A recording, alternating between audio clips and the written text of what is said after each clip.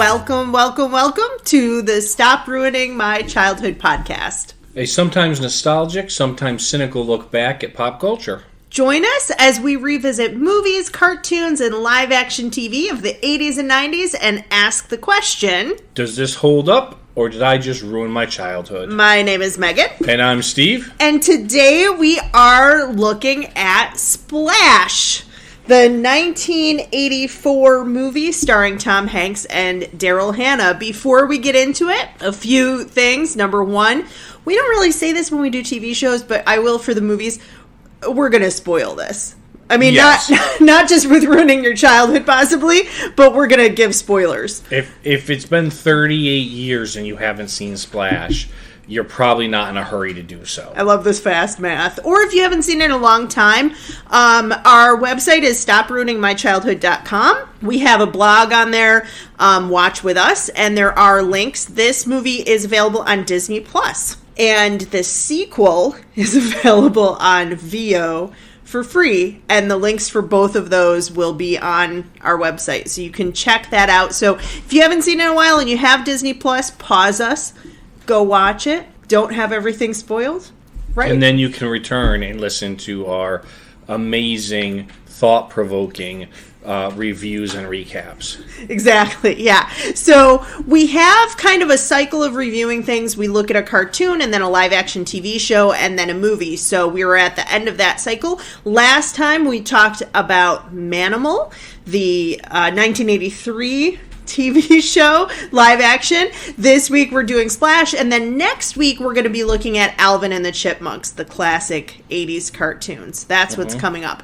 So before we get into our summary of the movie and some of the history and fun facts and our memories and all of that, we are going to have a nostalgic snack. So what do we have today? Today's non-sponsoring nostalgic snack is Swedish Fish. To go with our ocean theme. It is a fat-free food. It is, and it's gluten-free as well. It is neither Swedish nor fish. It actually is. So this is, you can try it out. I'll tell the people about it. This is made originally by the Malico company in Sweden. Now, they've since distributed it through either Turkey or Canada for the U.S., but originally it came out in the 1950s. They have like these Swedish gummy company, a candy company that was making gummies. And it kind of exploded in the U.S. And my guess is that around this time in the 1950s, we have a lot of movie theaters, particularly drive-in movies, and convenience stores popping up as the highway system became better. And so they tried to get it in like every movie theater, every convenience store. So wildly popular in the U.S. and in Sweden, like they like it okay. So it is gluten-free. It's not sugar-free. It's pretty much corn syrup, sugar, more sugar. Yeah, the flavoring. Go ahead. Technically, it should be Canadian fish then, if it's coming from Canada. Yeah, our bag is from Turkey. Or if it's turkey, then would you say it's Turkish delight? It is Turkish delight. Yeah. The flavor is interesting. So these are, if you haven't had them in a while, like we haven't, gummy red fish. The flavoring is sometimes said to be possibly lingonberry, which is popular in Sweden, because it's not quite cherry. Yep. And not strawberry. Some people also have guessed black currant. It's a fruity berry-ish taste. It tastes like Fruity Pebbles, kind of, but in a waxy, gummy form. Yeah. Yeah. That vague kind of fruit flavor that a lot of candy kind of is vaguely like, it's red. That's the flavor. It's not fish flavored. No, it's not fish flavored, thankfully. Goodness. So we rate the snack 1 out of 5. We rate the movie 1 out of 10. What should we do for our rating today? 1 out of 5 fishtails. Fishtails for Swedish Fish? Okay. Because we have a mermaid theme. We do have a mermaid theme today. And both the Swedish Fish and the mermaid have fishtails. All right, so fishtails 1 out of 5. What do you give Swedish Fish? Oh, 5 fishtails. I love Swedish Fish. Swedish Fish are amazing. Yeah, I really like this too. I think I'm going to give it a 5 as well. I will say, if you are trying to cut back on sugar, don't eat these, because that's pretty much all that's in there. But I'll give you one more. Okay. Oh, sorry. And I'll set mine aside. I went through a period when I first became gluten-free and I realized I had celiac. Now I have a little bit of dairy. Some would say too much. But I cut dairy and also gluten. And so this was, at the time, there weren't a lot of gluten-free foods out there. So this was one of the only things I could eat. And I started carrying around like bags of Swedish Fish. So since that point, that was probably like 12 years ago. And I haven't had any since then. So this is a delight. I enjoyed that quite a bit. Okay, so let's just do a brief overview of Splash, so when we do our full recap, we can kind of dig into it. Sure. Well, Splash is a story that starts off in 1964 with 8-year-old Alan Bauer, who is on a trip out to Cape Cod with his family, and he thinks he sees something in the water on a ferry boat ride, so he jumps overboard, finds out that he can breathe underwater because he sees a child mermaid as well. But before he can really be sure, he's rescued out of the water and pulled up. And she cries. And the mermaid girl cries, yes. Yeah. And then we fast forward to 1984, which is present day at the time. Mm-hmm. And an adult Alan Bauer, who's played by Tom Hanks, is now in the vegetable fruit wholesale business, which he runs with his brother, Freddie, who's played by John Candy, amazing actor. And we kind of see his everyday life going. He's a very hard worker, dedicated. Not so much his brother, by the way. His brother is a gambling, womanizing kind of goof a bit. Yeah. And so anyway, through a series of events, basically he goes out to Cape Cod depressed from his breakup and falls overboard in a small boat, is injured, and is rescued by an adult mermaid, the same mermaid, this time played by Daryl Hannah. She rescues him, brings him out to the beach. He sees her. She runs off into the water, and then she ends up finding his wallet where she rescued him, and she is able to use that to track him to New York. Yeah, she looks at underwater pirate maps to figure out where New York we're going to get to that. Too many details. She looks at things. Anyway, she tracks him to New York, where they end up getting together, and it's very fish out of water story. No pun intended. Steve, no.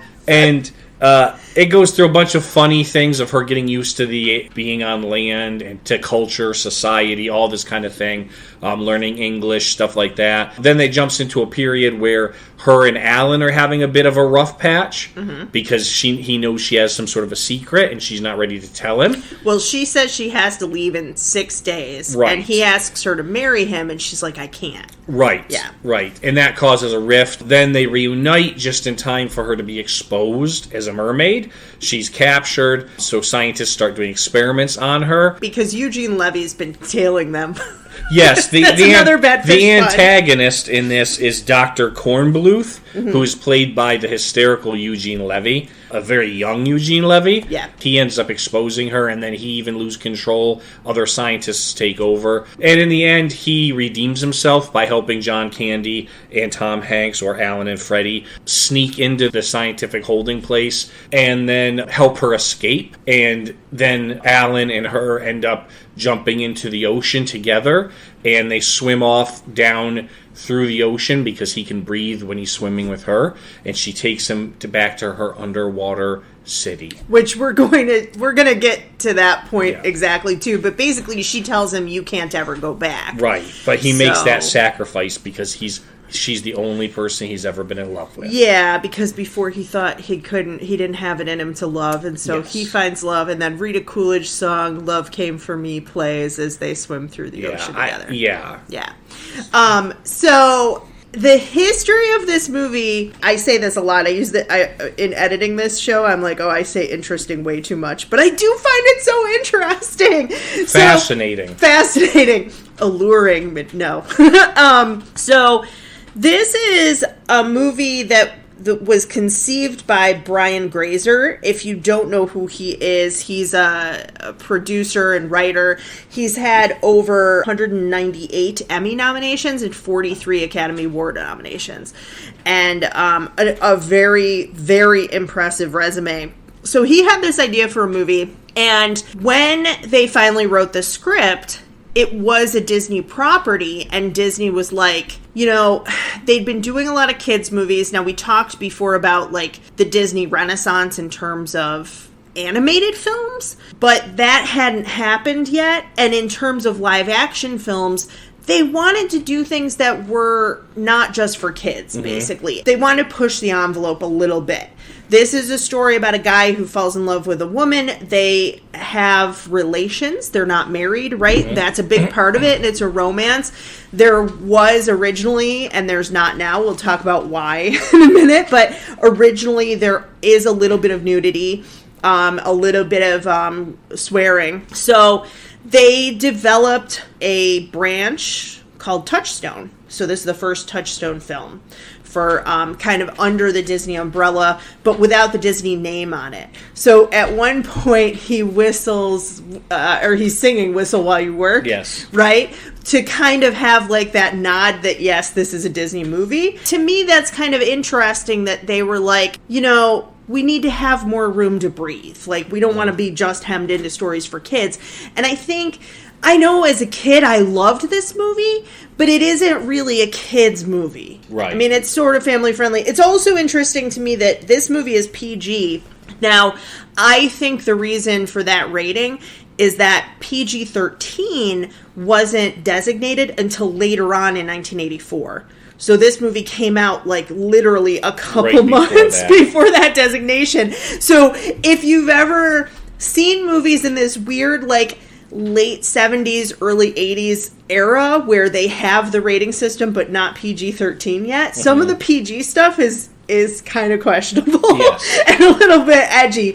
So that to me is kind of interesting. But Ron Howard wanted to be attached to this. He turned down Footloose in order to direct this film, and also Mr. Mom, which I think is kind of a forgotten movie now, but it starred Michael Keaton, who was very big at the time. Movie. Yeah. Well, we'll see sometime. We'll revisit it, see if it holds up. But he really wanted to be attached to this, and I think you can see those Ron Howard touches throughout the film. A lot of his family members are in it. And originally, so before they cast Tom Hanks, they went through a number of people. They looked at Steve Guttenberg, but then also he got Police Academy around the same time. But I could kind of see him in it. But they also talked to John Travolta, who turned it down. And I don't see that at all. I can't picture him in this role. Well, they were definitely going for a look, because Tom Hanks, Steve Guttenberg, and they're John all, Travolta are tall, skinny, dark-haired. Yeah, I was going to say they also talked to Bill Murray. They talked, Dudley Moore is a little bit on the shorter side, but kind of like a similar in terms of like coloring and stuff. And they also asked Diane Lane to play Madison, which I don't see that happening I wouldn't either. have liked that one. She's so serious. She is. Yeah, and she was set to do the Cotton Club, so she couldn't do it. Also, kind of an interesting casting thing is that John Candy wanted to be the antagonist, Walter Kornbluth, but then Ron Howard really wanted him to be Tom Hanks' brother based on their chemistry together. And so John Candy agreed to play Freddie, but then suggested Eugene Levy, who they'd been together on SCTV. Right. Which is kind of like, if you don't know, the Canadian version of Saturday Night Live is the best way I can explain that. Yeah, so those are some of the things I thought was kind of interesting in terms of casting. They filmed this a little bit in Los Angeles on stages, but then for a number of weeks they filmed in New York, which you can tell throughout the movie. It's different today. A lot of times they film Toronto for New York, and it doesn't look the same. But this is definitely shot in New York. And then they did the underwater scenes in the Bahamas. Oh, nice. And Daryl Hannah's tail weighed 35 pounds. Wow. She wanted to keep it afterwards, I guess. But she talked about how, like, she couldn't eat with the crew if she was in the tail because she didn't want to have to, like, undo all the makeup and take off the tail to go to the bathroom. So they would, like, take her up with, like, a crane, which they do have in the movie, and I guess they used in real life while shooting, and they'd kind of like plop her next to the cast and crew while they had lunch. And she's like, I would just be there shivering with barnacles in my hair. So it's kind of funny, but it was a neat story of how the movie was made, and it seemed like one of these things that is just like kind of lightning in a bottle, like just a great director a great writer, an actor who this is his first big thing, right? He'd done Mazes and Monsters, Tom Hanks, but this is his really first big movie. Was this before or after Bosom Buddies? It's after Bosom Buddies. So he was a TV show guy, but not necessarily movies. So, yeah, and we have to watch Bosom Buddies at some point. So Bosom Buddies is 80 to 82. Then Mazes and Monsters comes out in 1982. Then from 82 to 84, he does, like, guest appearances. Like, he does, like, a couple episodes of a number of different shows. Yes. Like, he did, like, Family Ties for, like, 3 or 4 episodes. Okay. Like, those kind of shows, interestingly, because that's what you do when you're trying to make it, right? And then this movie, which was a huge hit. And then he does another movie with John Candy, and really, if you look at Tom Hanks' resume since 1984, he's done at least one movie every year, sometimes 2 or 3. Right. So, same thing for Daryl Hannah. This is before Clan of the Cave Bear. And for John Candy, he was kind of here a breakout star as well. So, and then they had, which I'm going to tell you, I did link it on the blog. They had a made-for-TV sequel called Splash 2, not the number, but TOO. Okay. Like, as if to be like, Splash also. Right. Like, this isn't exactly a sequel, but it's also Splash. Right. And that starred Amy Yazbek and Todd Waring and Donovan Scott. And essentially, I will tell you, I watched about 40 minutes of it. It's very slow. It's very dull. The idea is that Madison realizes that as long as she can soak her legs in salt water on a full moon, they can go back. Okay. So they go back, and Freddie's gotten him a house, but the business is in trouble, and that's why they're returning. She realizes she has magic where she can create a portal in the water to see Freddie. Oh, boy. Yeah. And then it's basically like a very long episode of Bewitched. Like, oh no, the neighbors are spying on us. They might know that I have a fishtail. And then there's kind of like a dolphin named Salty that they want to save. I don't even know. But I can tell you, they're basically trying to do Todd Waring is trying to do an impression of Tom Hanks through the whole movie. Right. And it was done in 1988, but Disney did this in the later 80s. They also had Parent Trap 2 and Parent Trap 3. And were they straight to video kind of No, they things? weren't even video. They were on, I think it was because they were trying to break into like the made for TV market. Was this around the time they starting to begin the Disney Channel, I wonder? It might have been. Okay. Yeah, so they were trying to like make more movies to put the Disney Channel. Yeah, so it's an interesting, if you love Splash, check out Splash 2 or don't. Or don't it's awful. if you love Splash. It's awful. So the reception for Splash was actually really, really good back in 1984. Splash cost $11 million to make, and it made $69 million. It grossed at the end of its box office run. That's really good for a comedy. It's pretty good. It actually ended as the 10th highest grossing film of 1984. Oh, okay. It has a 91% fresh on Rotten Tomatoes, and it really got good reviews from most critics who thought that it was well done. They thought there was good chemistry and that the story was good. Interestingly enough, one of the only bad reviews it got was from Roger Ebert, who gave it a 1.5 out of 4 stars. And Roger Ebert said that the problem with Splash was the casting of the relatively unknown Tom Hanks as Alan Bauer. Roger Ebert believed that if John Candy had been cast as Alan, and then wait for it, and then Tom Hanks as the brother, it would have been better because he said the audience would have connected more with this kind of goofy, heavy guy that this mermaid drops into his lap. Okay.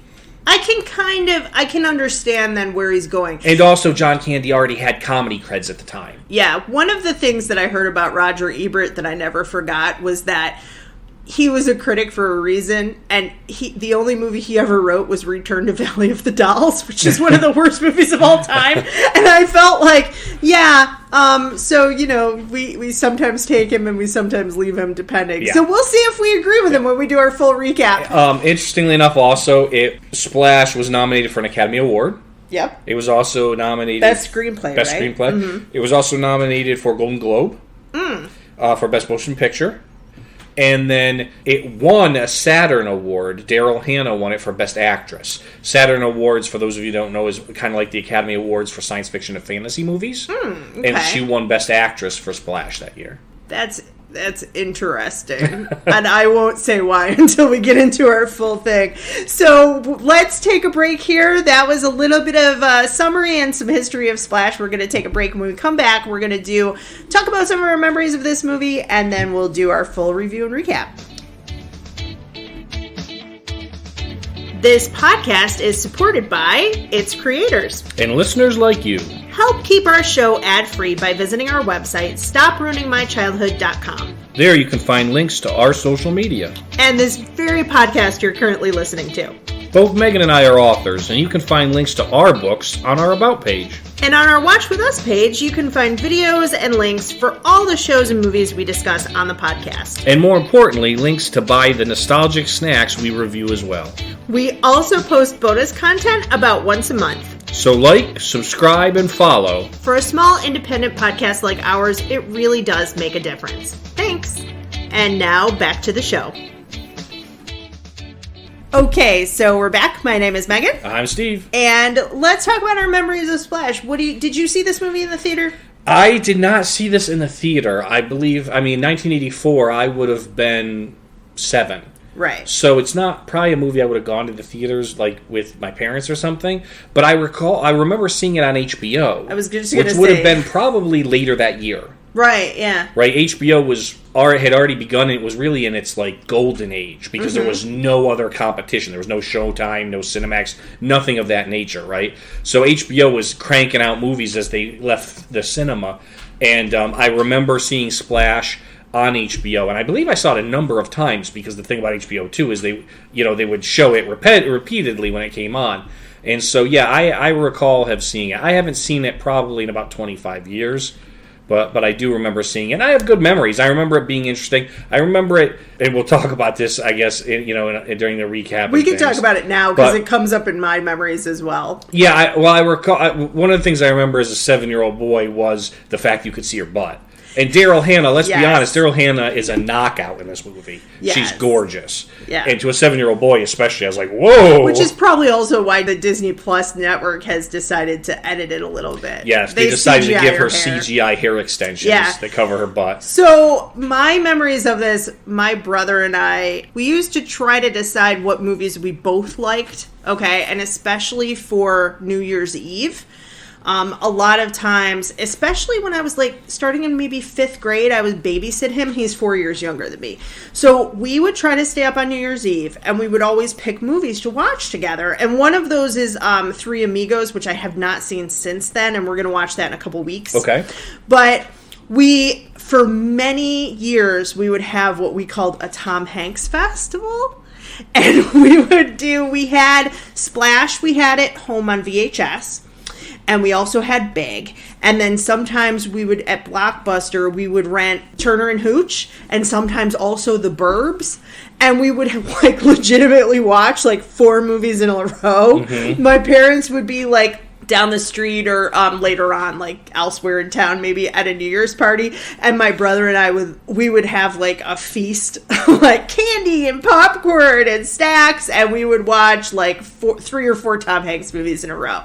And I just remember just loving this movie. I really like romantic comedies.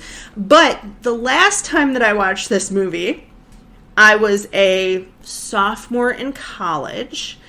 And I had it on VHS. When I went to college, I took a bunch of videotapes with me because I'm a movie nerd. I was babysitting for a 5-year-old girl and her baby brother. Mm-hmm. And I thought, we're going to be there for a long time. Her parents are okay if she watches like a movie sometimes, right? And I thought, she really likes mermaids. She's 5. Like her whole bedroom was decorated in mermaids. So I start this movie and then I go to make her dinner.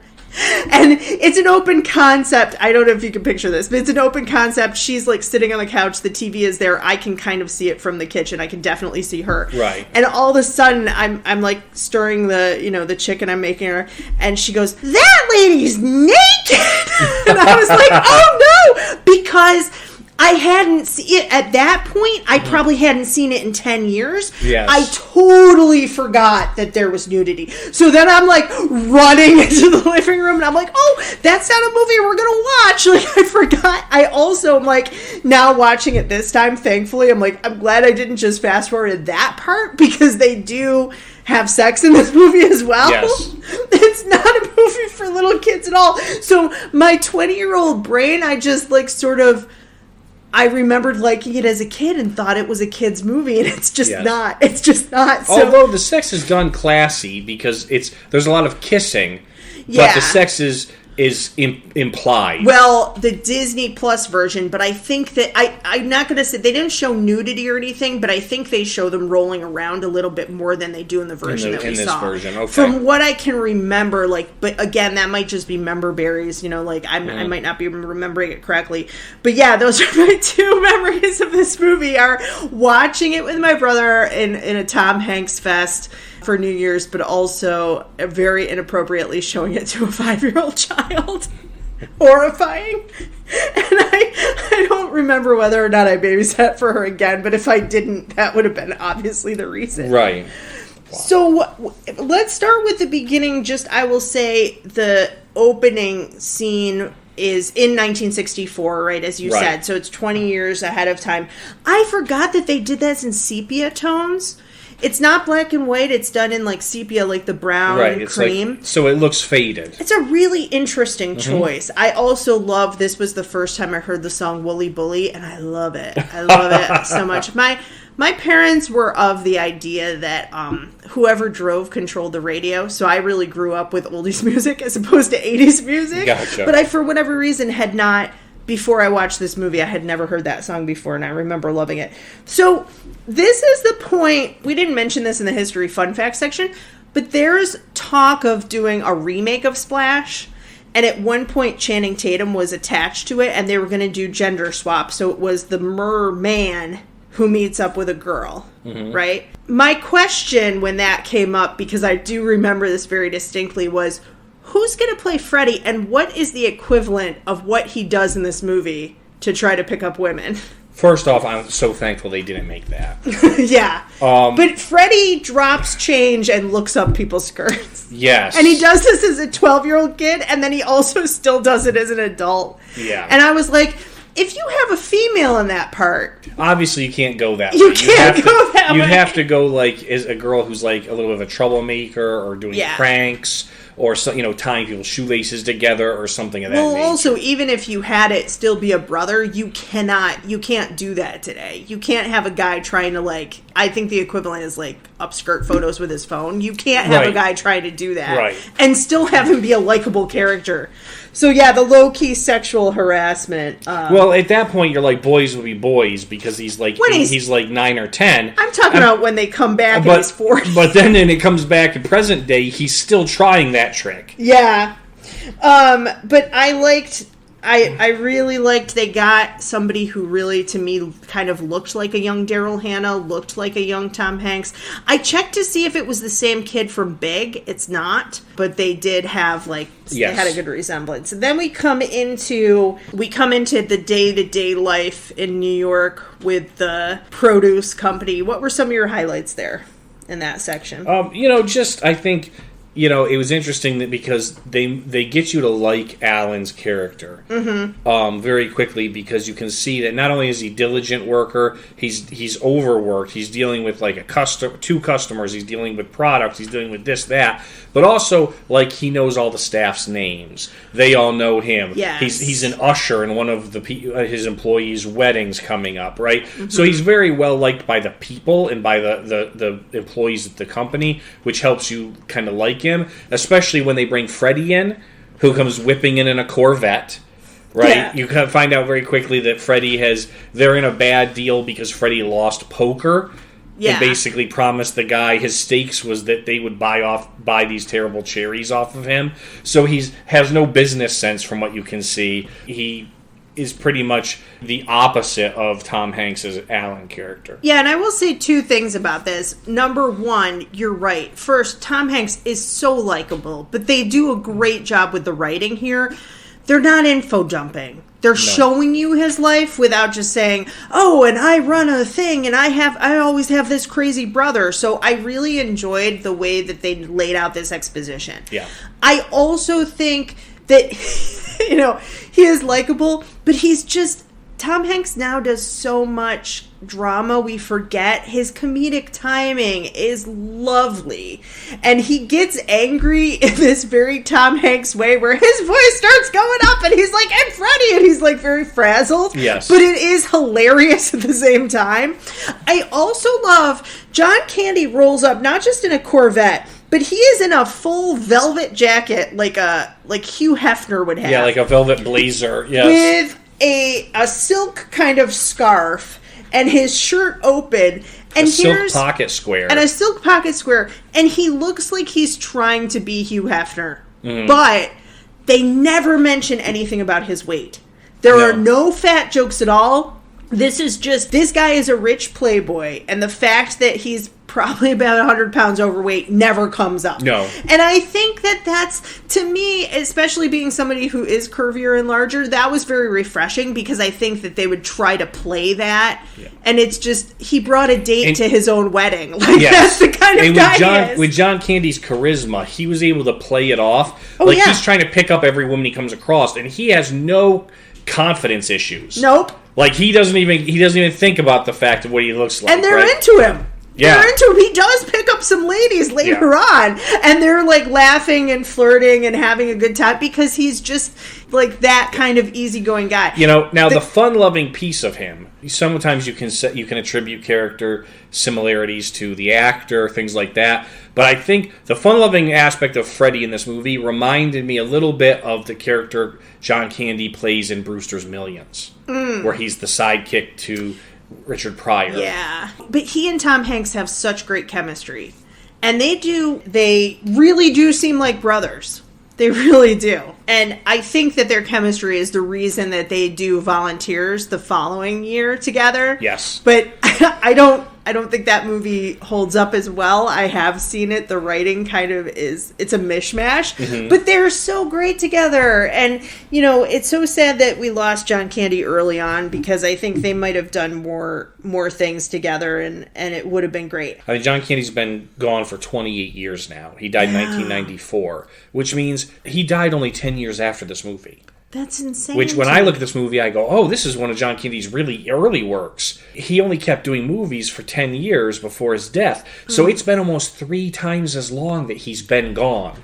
That makes me so Which sad. Is so crazy. But it also shows how much his work holds up. Because his work is still shown over and over again in comedies and family movies. And, I mean, it's iconic. Yeah, it really is. And then we have the almost equally iconic Eugene Levy, who comes in, and we're introduced to Eugene Levy. Tom Hanks is kind of mystified walking on the beach. He's got this hangover. He's on the wrong side of the island because when he was drunk, he told the cab driver the wrong side. Right. And he comes up to Eugene Levy and he goes, is there anybody else here who could help me? And Eugene Levy goes, no, it's just me and the moron twins. And then this guy goes, we're not twins. And the other one goes, like that. And it's just such a good line.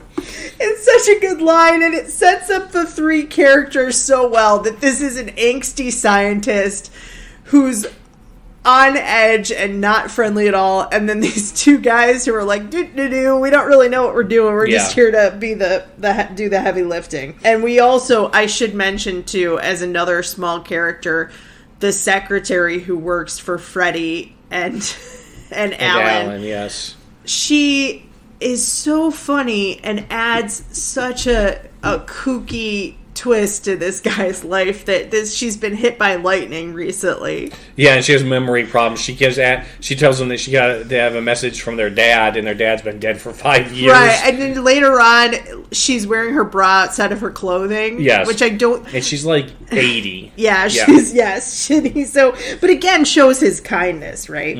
Finally, we have Madison, and I think they have two that clip of them at Cape Cod when they're younger, because we don't see the mermaid for another like 20 minutes, 25 minutes. Right. It's very similar when we talked about Who Framed Roger Rabbit, right? That they had the cartoon at the beginning, because then we don't see Roger again for like 20 minutes or so.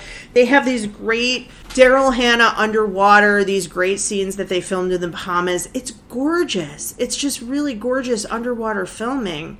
It's phenomenal, but I did find myself, especially in some of the scenes where she's at the end, where the two of them are together underwater, and they're swimming through, and I'm going, yeah, that's like the Bahamas. That's not off the coast of Manhattan. Like, there's not coral reefs and all that aquatic, like they should be swimming past like dead bodies, right? Three-headed fish in the Hudson, things of that nature. Grocery carts. Yes. I don't know, I lived by the Erie Canal growing up, and whenever they drain it, there's tons of grocery carts in it, and I always am like, how did those get in there? But I have to imagine that a few of them make their way out into the Hudson and maybe into the river. Yeah, but they are really beautiful shots, and then we have her coming up naked in front of the Statue of Liberty. And of course, in the middle of a tour that's going on, and the poor park ranger that's giving the tour of the Statue of Liberty is repeating the same thing over and over, and then he's like, yes, and this was given to us by the French and the naked lady. And he's like looking, and then everyone tries to run over to the naked. What's hilarious, the tour guide, I think like many tour guides just have this script, and he just doesn't know what to do, so he keeps trying to do the script in the background, which just made me laugh so much. So yeah, we do have, as Steve said, kind of pun intended, I guess, a fish out of water story, because when she arrives, she's like very much, she's never been on land before. She's never been Let's not gloss over the big loophole here, okay? Or the big plot hole, as it is. She had his wallet. Yeah, she had his wallet, which had his license in it, and she was able, which said New York, and she was able to go into a pirate ship and pull out old aquatic maps that showed New York and how to get there. But my bigger question is, where'd she learn to read English? It's just, she just looked at the symbols and matched them up. And N is an N and Y is a Y. I don't know. That's like saying, I just looked at the hieroglyphics and matched it. Well, I could understand English is both an oral language and a written language, and obviously her name is but we don't know whether that's their kind of interpolation. Maybe they write in English down. All I could think of was Atlantis, or wherever as I was she's watching from. this, all I could think of is, she can't read that. Yeah. That's your adult lens. I feel like kind of just go with that, I guess. But what are some of your highlights from the part where she's a fish out of water, where they're falling in love? Yeah, there's fun things. There's when she first steps into a revolving door and spins all the way back outside because she doesn't know how it works, and he has to tend to teach her that. She learns how to speak English from watching TV for like 6 hours at Bloomingdale's. That was an interesting piece as well. When she says her name and it's like these high-pitched like dolphin or whale sounds, and it breaks the TV glasses. I love what she's watching on TV too, because I don't know if you remember the Crazy Eddie commercials, or commercials like that, right? That were so loud and like, come down to Crazy Eddie's, we got mattresses. Yeah.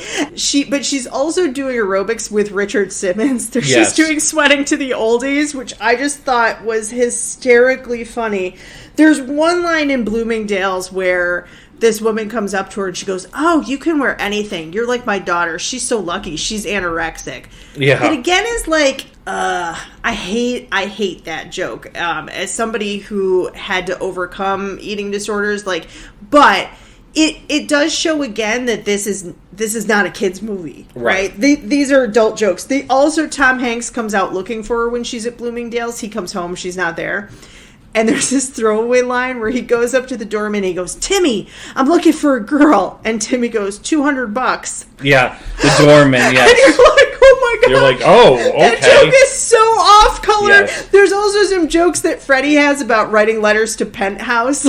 Yeah, he got published in Penthouse Forum. Yeah, for a fake letter that he wrote in. But I think that the TV scene is it's hilarious. Also that she runs up, she's then they're walking through the streets of New York, and she's like, "What's that? What's that?" And she goes up to this blinking walk sign, and she goes, "Pretty." Yeah. And he's like, "I guess so." It's just sort of nice. I think it's supposed to be showing that he is a nice guy, but being from New York, sometimes in a city like that, you can become jaded and you don't see the beauty around you. So it's so nice to have, like, she's looking at this world from a totally fresh perspective. Right. And then we come to the name. Yeah, she gets to choose her own name. Here's my issue with the name. This movie is the reason that I have, at the moment, 3 Madisons and an Addison in my classroom. Just one of my classes. What's Maddie, hilarious, Maddie, and Addie. What's hilarious is it obviously must not have been very popular at the time, because she sees Madison Avenue sign and says, "I like Madison," and he says, "Madison's not a name." Yeah. And then he just lets her keep and it. And in '84, it's a huge joke. Right. And at the time, I mean, it's the name of a president and then a street named after the president. And it wasn't really on the radar. And then by 1990, it was like number 216. Yeah. And then by like 2000, I think 8, it was like the number 1 name. And I have to be honest.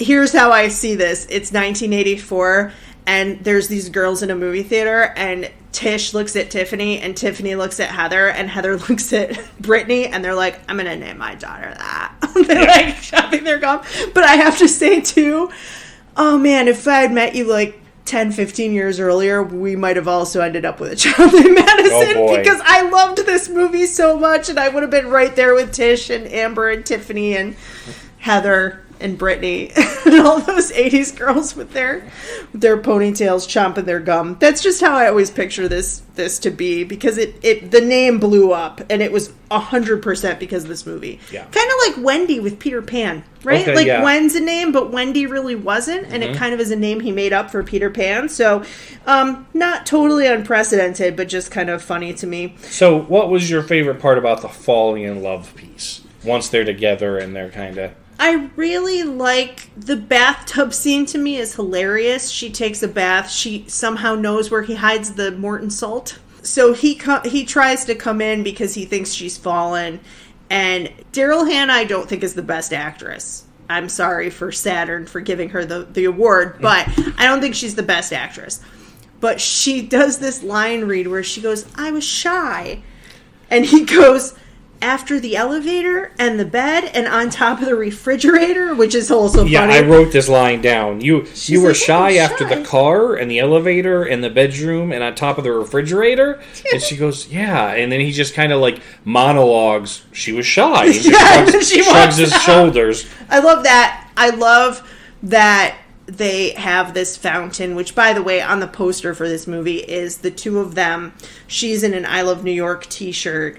The fountain is behind them, of the mermaid fountain, and behind that are the Twin Towers. And it's like, oh. There's a lot of nostalgia there, Yeah. yes. I thought the same thing. The opening skyline of New York, Yeah. anytime it's an old New York skyline and you see the Twin Towers, you're just like, oh, It's just like you kind of forget and then you remember.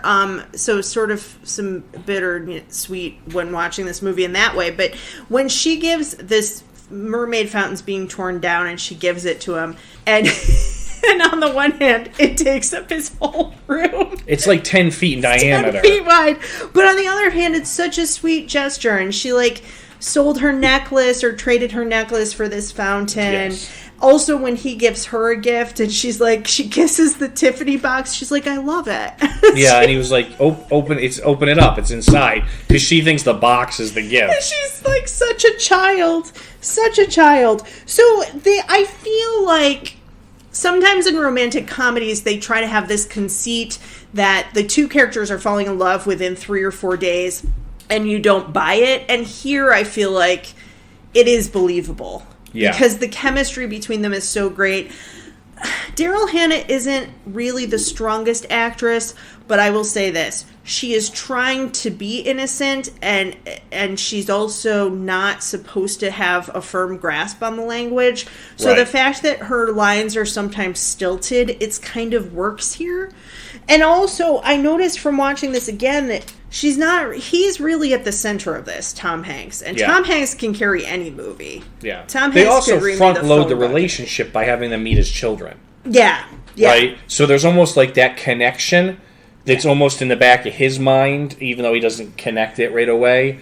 And so I think that helps as well. But we cut back and forth between the love between them and the love between the brothers, and this was another highlight for me that John Candy and Tom Hanks have now kind of switched roles because Alan's fallen in love, and so he's not in the business right now. He's not taking care of it. And so Freddie's forced to run the business. But he's doing these great deals because he's such a personable guy, and he's like, we're going to be the produce supplier for all of the stores. Yeah. And Tom Hanks like, all of them? This supermarket chain throughout the country. Right, yeah. So he's expanded the business in this huge way, but they're having this talk while they play racquetball. And while they're playing, which is such an 80s thing to do, I love racquetball, but it was like really a big thing in the 80s to have racquetball clubs. We had one behind our house. But they're doing this while they play racquetball, and he's smoking, and then he takes a break to have a beer from a cooler. He goes, hey, you want a beer? And Tom Hanks like hitting the ball like, what? Yeah. And he sits down and he goes, oh my gosh. He goes, I'm beat. He goes, how long have we been playing it? And Tom Hanks goes, 5 minutes. Yeah. Yeah, but both of them are worn out. So it's not, again, it's not like just a joke against John Candy. But I love that. I love this scene where she's crying because of Bonanza. Yeah, because she thinks the guys are really shot and killed on the TV show. Yes. It's the saddest thing I ever saw. I like, she goes shopping, which was kind of neat before. But I like, they do, taking her to dinner. There's ice skating. So there's a number, kind of a montage almost, but slower activities and things that they're doing falling in love. And they're also very New York to go skating in Rockefeller Center. Yes. And they do film it there, you can tell, right? Yeah. The scene where she eats a lobster, Daryl Hannah apparently cried because she was a vegetarian and hadn't really ever eaten meat or not in a very long time. So they had to fill it with like fake, like not actual lobster inside of it and make a fake lobster. It's like a tofu-fobster? Yeah, something like that. That's a good way to put it. And what did you think about the scenes with Eugene Levy, the cryptozoology? Well, the thing is this. I love Eugene Levy. I know. I think he's a riot. And this is, again, is young Eugene Levy. He's early in his career. But he can play, like, neurotic well. He can play paranoid well. And those are all pieces of this. But in the same time, I think Eugene Levy would have a really hard time playing a really evil antagonist.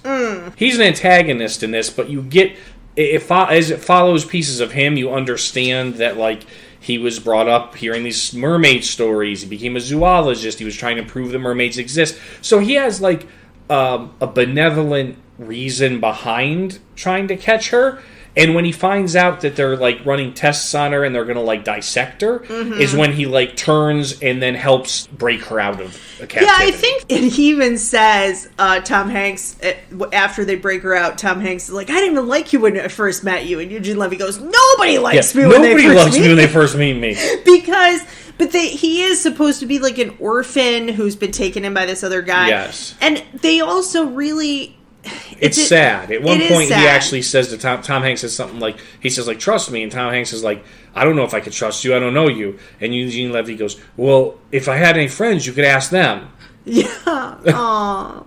And he's in academia in this very, like, toxic... Yes. Which sometimes my workplace is not like this, but some academics are like this, where they're trying to climb over each other to publish first. So nobody believes him, and then when he proves that there is a mermaid, he sprays water on her, and because it's an event that the president was at, there's tons of photographers. But after 3 like unsuccessful attempts, where he's beaten mercifully, physically every time he fails. By the same guy. Yeah. There's another blonde in the building, and he keeps throwing water on her. And her husband keeps beating it. Like, he gets a broken arm, a broken tooth. Like, it's really bad. So that's the thing, too. You feel like he's already been punished for whatever crimes he did. But my point is that they're all climbing over each other. So by the time he proves that this mermaid is real, they're all like, "You're a fake scientist." Yeah, they're in charge of the program and not him. And then they take it over. And we have this other funny scene where they go to break her out. Oh, also that Tom Hanks initially gets taken also with her and put in a tank because they're not sure about him. And so he's just standing naked in a tank of water. Covering his privates with both hands. And he goes, "I'm not a fish." I can't even say it without laughing. "I keep telling you people I'm not a fish."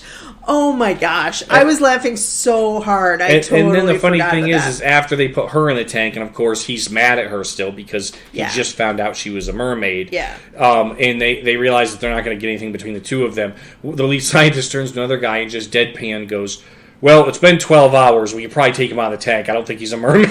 Yeah. So he's been standing naked in this tank of water up to his chin for 12 hours. And also, there's a big thing about how his character can't swim. So that's also why he's just standing there, like, petrified and not wanting them to look at his whole self. I will say, too, that fight and the fight they have before she agrees to marry him, you do feel the actual tension. Like, you want them to get back together. And I like that for a lot of romantic comedies, they have to keep the two people apart with artificial reasons. Like, oh, they had a misunderstanding about, like, he said he wanted to move in and she didn't hear him or some nonsense like that. Or somebody has another girlfriend or something. This is a legitimate reason for them to be kept apart. That she's from a totally different place and has this big secret and, you know. And then not only that, but they fight, they separate, and then it's pouring rain. Yeah. So he's trying to find her, and she's huddled under a park bridge because she can't step in the rain or her feet turn into a tail. Yes, like the second they get wet. So she's literally like, it's not only that their fight has separated them, literally nature has separated them at this point. That's true. So yeah, they're separated for two really valid reasons, but it works in the movie. And even though, again, because they kind of saw each other as kids and had this love at first sight, they've only really been together for 5 days at this point. But you do feel like there's a vested interest, right? Mm-hmm. But they go to break them out. After that, when they're in the government facility, they go to break her out, and they have this scene where Alan and Freddie are with the scientist, and they're pretending to be Swedish, and they have captions. So the guard goes, "Oh, I'm part Swedish," and he asks them a question in Swedish, and they just go, "Oh, yeah, sure," but they caption the yeah, sure. Yes. It's such a great choice. Yes.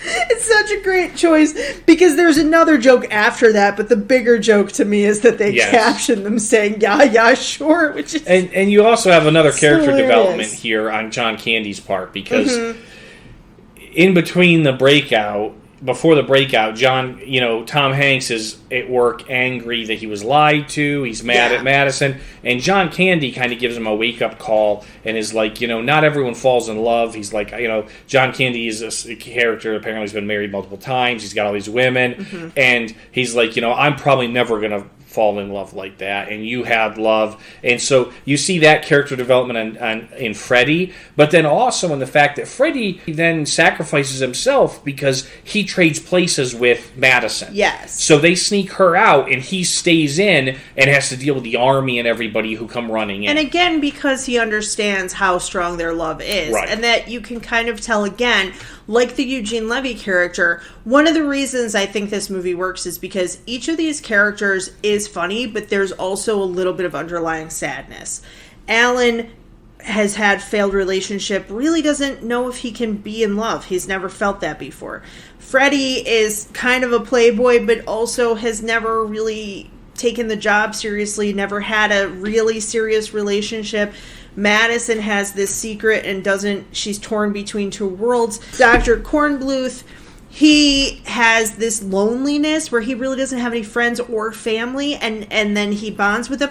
So it's all of these people who are a little bit lost kind of coming together. And I always think one of the reasons that like a film to me feels magical is when you do have that blend. It's not just comedy, it's a little bit of underlying melancholy. Yes. And the sadness then brings the joy out even more. So if it were just a straight comedy, at the end you're happy for them, but you're not as happy as you are knowing like they made these choices. They've never been in love before. They're lonely people and they found each other. And so that to me is what's great. So then the escape is followed by your favorite car chase. Car chase. This car chase I put, actually, it's a pretty good car chase. I put great chase scene, probably because it didn't take too long. It did not take too long. I hate car chases that are like 50 Manhattan's not minutes. a very long island, That's so, true. you know. That's true. You're just going the width of Manhattan, which isn't that much. But yeah, they have a pretty intense chase scene. I also like that they carry it over into the water. Yes. And they are forced to make this decision kind of on the spur of the moment, but with the realization, again, that she really can't live in this world. They're never going to leave her alone. Yeah. And if he goes with her, he can't come back. Right. So they're... Until she gets magic. Yes. We're just going to pretend like that movie didn't happen, I think. Yeah, so it's... And then they have them in this, again, beautiful Bahamas, very clearly not New York waters. Yes. The pollution of New York water. With the... Also, they'd have to go around, like, the Staten Island ferry and all that. Right. But they have this beautiful scene. Now, at this point... There's this very cheesy, it's just not my type of music. Rita Coolidge sings, "Love came for me. One fine day love came for me, and love was fair as fair can be." And it's very, I almost felt like it doesn't match the end of the movie. It doesn't match the movie at all. I guess it's a sad, nice love song, but usually the movies end on like an upbeat song. Yeah, and that's what I expected. It's very, actually, it reminds me, if you've ever watched the cartoon version of Cinderella, there is a very similar song in that. The thing is, it's at this point, you know, my brother and I are watching Tom Hanks Fest, and it's a cheesy 80s song, and we turn it off. Well, this time, because Steve and I were taking notes, it's playing through, and there's a magical city, and I go, what the heck? It's so loud. And I go, yeah, you don't, like, I remember that vividly. Like, that was part of the thing. I remember it ends as they see the lights of this underwater city. I legitimately have never seen that city And you before. get no explanation. She no never explanation. mentioned that she came from, like, Atlantis or an underwater city or anything. And what's funny is that earlier in my notes I put, there's so much of Tom Hanks with his brother. I would have loved to have seen Madison with her family, because it seems like through the whole movie, in the other underwater scenes, when she's young and when she's older, it's just her swimming around. Yeah. So they have this underwater city. I've never seen this before. And I've watched this movie probably 50 times, and I had no idea that it ends with what basically is Atlantis, as you just said. Right. And I mean, the whole thing is very adult version of Little Mermaid. Yeah, it is, and it's actually before they did. It's before Little Mermaid, but not before the original story of Little Mermaid, yeah, but which Little was Mermaid, long before that. Little Mermaid, the Hans Christian Andersen version, ends with her becoming sea foam, and she can only become a mermaid again if children don't cry. So every time a child does something well, she becomes more of a mermaid, and every time a child cries, she becomes more sea foam. It's not like this. It's not like the Disney version at all. But yeah, so that wraps up the movie, right? Yeah. Any final thoughts before we do before we give it a score? No. I think we kind of touched on everything. I like the fact that it ends in an interesting way, because you don't know what's going to happen. We have no understanding of her world, so we don't know how he's going to fit in, what's going to happen. It's just he has made this huge sacrifice for love, and then they ride off into the sunset, but the ocean equivalent, right? Yeah. They ride off into the deep depths of the ocean. But it's to me, it's just a beautiful ending. Yeah, I think it is, yeah. So out of 10 fishtails, what do you rate Splash? Look, the casting is perfect. Daryl Hannah is a beautiful, if maybe a little dumb mermaid. Well, she's just learning English for the first time. She learns English in 6 hours. She's pretty smart. Yeah, we shouldn't equate second language learning with intelligence, because they're not equated. But the casting is perfect. Eugene Levy, John Candy, Daryl Hannah, Tom Hanks. This is a powerhouse cast. You have Ron Howard directing, and Ron Howard knows how to pull out those emotional moments. He understands the nuances that you need for a comedy like this to feel magical. To me, other than the New York skyline and the fact that Bloomingdale's is apparently the center of New York life with tons of people there, and watching Richard Simmons, are there a couple dated references like that? Yes, but that just adds to the nostalgia. I think that this holds up, and I agree with the Rotten Tomatoes critics. This is a 10 out of 10 for me. This is one of the most, it's almost a perfect movie. I love it. Yeah, It's very good. I'm going to say that. It has, as you said, it's very charismatic performances by all the actors. It has a very strong cast, and that fits very well with Ron Howard. Ron Howard has a very unobtrusive directorial style. Yeah. Where he kind of allows things to play, and especially when you have actors that can hold their own. Now, Tom Hanks is very young in this. I mean, he's early on in his, but he's early on in his acting, movie acting career. But you have people like John Candy, you have people like Eugene Levy, who was already doing comedy, and so I think it was really well done. There was a few things that we picked on a little bit, but I would give it. I don't know if I can go 10 fishtails.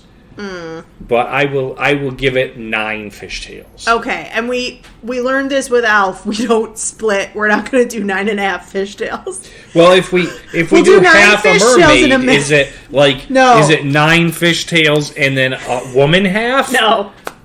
We'll say 9 fishtails and a minnow. How's that? Okay.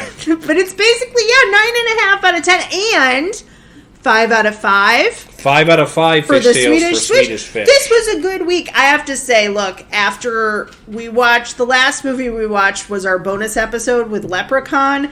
If you haven't heard it, go back and listen to it. But that was a hard movie. The episode is fun to listen to, but the movie a little on Leprechaun, so that was a good one to... But this one, we're really kind of on the same page. And you can find, again, the links for Splash. It really is a great movie. And we have very differing tastes sometimes. So if we're pretty much on the same page, 9.5 out of 10...